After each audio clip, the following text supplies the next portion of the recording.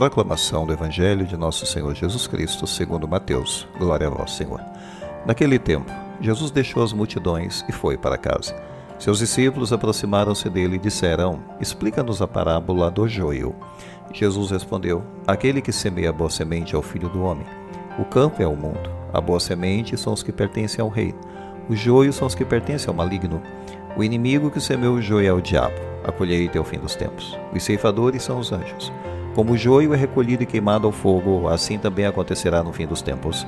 O Filho do Homem enviará os seus anjos e eles retirarão do seu reino todos os que fazem outros pecados que praticam o mal. E depois os lançarão na fornalha de fogo.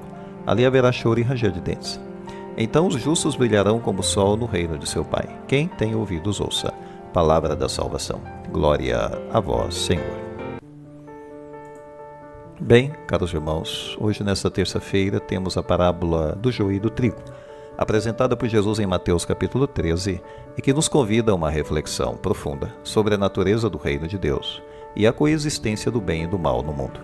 É uma alegoria rica em simbolismo que nos desafia a compreender a paciência divina, a natureza humana e o destino final de cada um. O mundo é comparado nessa parábola a um campo, um espaço onde o bem e o mal se misturam e crescem lado a lado. É um lugar de constante luta e conflito, onde as forças do bem e do mal se enfrentam. Os filhos do reino, aqueles que seguem a Deus e vivem de acordo com seus ensinamentos, são representados pela boa semente. São os justos, os que buscam a santidade e a vida eterna.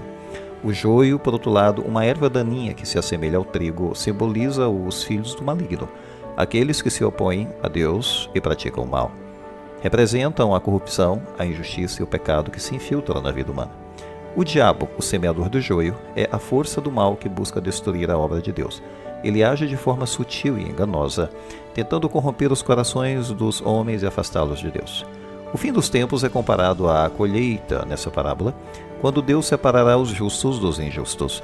É o momento do juízo final, quando cada um receberá a recompensa por seus atos.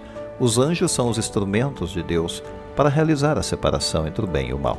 E eles agirão com justiça e imparcialidade, colhendo o joio e o trigo. O fogo representa a condenação eterna dos ímpios. É um lugar de sofrimento e tormento, onde os que rejeitaram a Deus receberão a justa punição por seus pecados. Os justos, por sua vez, herdarão o reino dos céus, um lugar de alegria, paz e felicidade eterna. E a parábola, de fato, nos mostra que o bem e o mal coexistem no mundo. E aqui nós temos algumas reflexões a fazer. Pois é importante que estejamos atentos às tentações e às forças do mal que nos cercam. Depois, percebemos que Deus é paciente e dá a cada um a oportunidade de se arrepender e mudar de vida. No entanto, a paciência de Deus vai até certo ponto, pois um dia a morte chega e o juízo virá. Cada um de nós, de fato, tem a liberdade de escolher entre o bem e o mal. Nossas escolhas determinarão o nosso destino eterno. E depois devemos estar sempre vigilantes, buscando viver uma vida conforme a vontade de Deus. De fato, a parábola nos oferece a esperança da vida eterna para aqueles que perseveram na fé e na prática do bem. Bem, já em termos conclusivos, podemos resumir que a parábola do joio e do trigo nos ensina a importância de discernir entre o bem e o mal, de cultivar os frutos do Espírito Santo em nossas vidas e a perseverar na fé, mesmo diante de dificuldades. Ela nos convida a olhar para o futuro com esperança, confiando na justiça de Deus e na promessa da vida eterna. Pensemos nisso. Louvado seja nosso Senhor Jesus Cristo, para sempre seja louvado.